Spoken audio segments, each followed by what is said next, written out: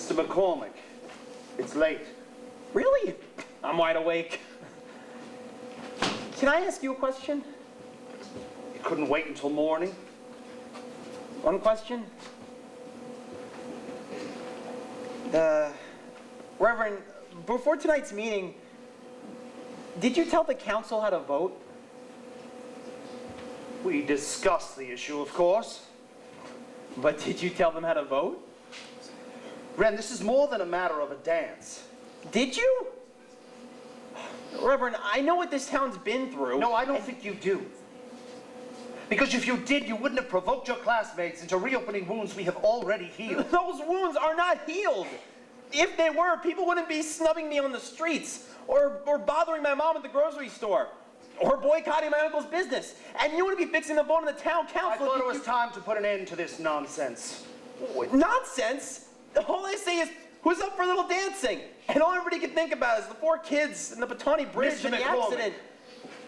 And I know your son was one of them. And I'm sorry for your loss. I truly am. But honoring their memory by shutting this out isn't working anymore. Oh, and I'm sure you have all the answers. No, I don't. And you're going to set me straight. Well, I didn't say that. How can you presume to know what I've been through? You don't have a clue. Good night, Mr. McCormick. Reverend, please, if I can only have one more... Mr. McCormick, I would like to be alone. Sir. You already are. Get out of here. Oh, yes, he has all the answers. He's gonna set me straight. How can he presume to know what I've been through? He hasn't got a clue. But how could anyone, unless they've had a son?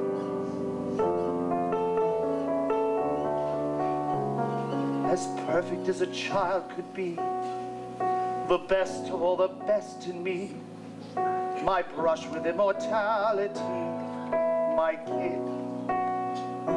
For 16 winters and 15 springs, I had a son, and still it stings when I remember all the things we did, me and my kid.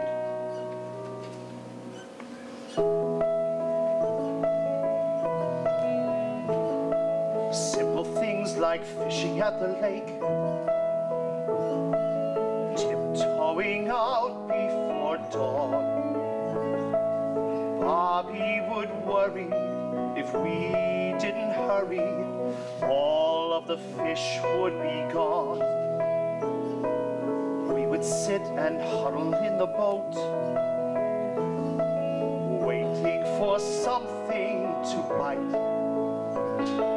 And I'd watch the sunrise in my own son's eyes. And the world would fill up with light. And Bobby would ask a million questions, like, Daddy, how many is the biggest number? Or, Daddy, why do I have a thumb? And I confess, I didn't always have the answers. I didn't always know which way was true. Nevertheless, I've always tried to lead with love.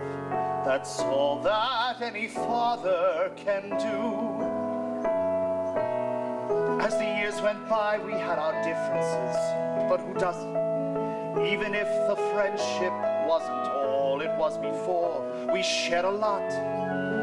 And who'd have thought that so much joy could vanish in a blink?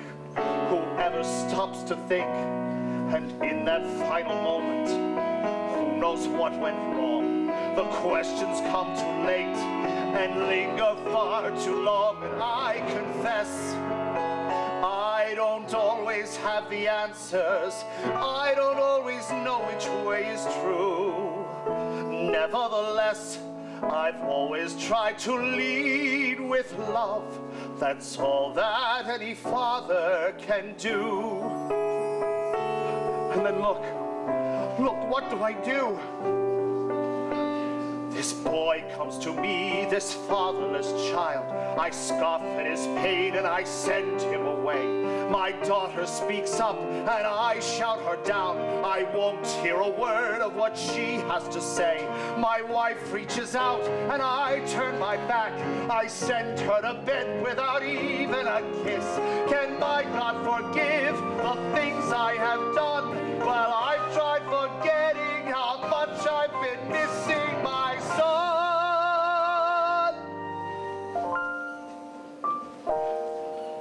I'm tired of feeling nothing but numb. Maybe the time has come to finally let the world in. But how do I begin?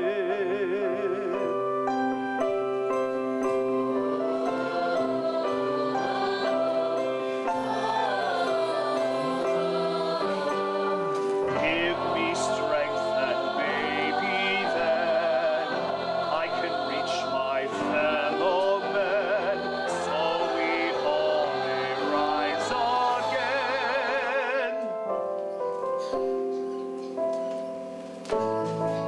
I stand before you this morning with a very troubled heart. You see, my friends, as your minister, I should be helping you find the joy in your lives.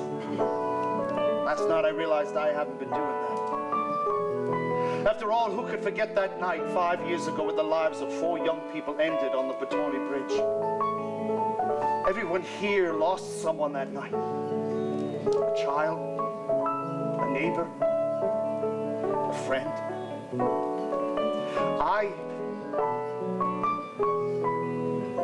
Vi and I, we lost our son. Ariel lost her brother. But somehow I got it in my head that my loss was the greatest, that my pain was the deepest. And last night, someone much younger than I helped me realize how tightly I'd been holding on to that memory. So tightly it weighed me down, surely as a great stone. And at that moment, I did something I haven't done in a long time. I laid down my burden. And it was a terrifying moment, but it was exhilarating. This morning I offer you the same opportunity. The senior class of Beaumont High has asked if they could throw a dance. Friend, you think that might be a good idea? And I confess, I don't always have the answers. I don't always know which way is true. Nevertheless, I've always tried to lead with love. Please join me in asking our Lord to guide and protect our children.